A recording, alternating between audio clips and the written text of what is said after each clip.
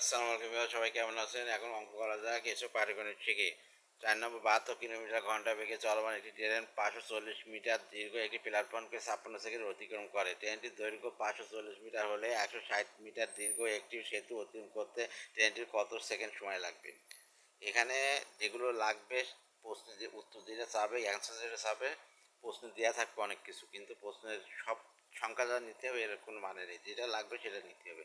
৭২ kilometre, আমরা জানি ১ metre সমান সমান ১০০০ কিলোমিটার। ৭২ ইন্টু ১০০০, এটা মিটারে পরিণত করি।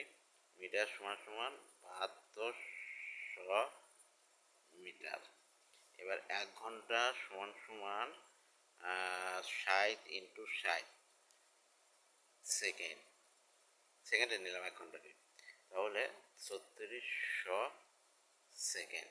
এবার মোট পথ কী বলেছে? মোট পথ হচ্ছে ট্রেনটির দৈর্ঘ্য ৫৪০ আর সেতুটা হচ্ছে ১৬০, তাহলে হচ্ছে ৫৪০ প্লাস ১৬০, তাহলে মোট পথ কত হচ্ছে?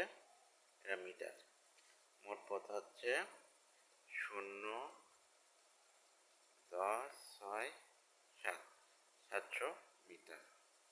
এবার হচ্ছে ৭২ কিলোমিটার। হ্যাঁ, তাহলে ৭২০০ মিটার যেতে সময় লাগে কত?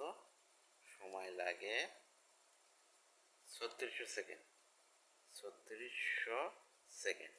অতএব ১ মিটার যেতে সময় লাগে ৩৬০০ বাই ৭২০০ সেকেন্ড।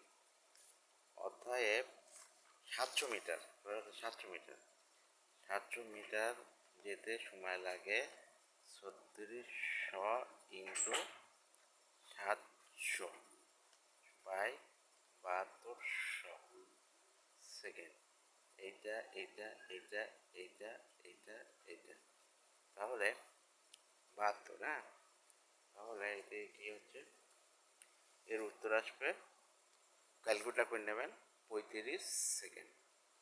অ্যান্সার ৩৫ সেকেন্ড, এই উত্তর।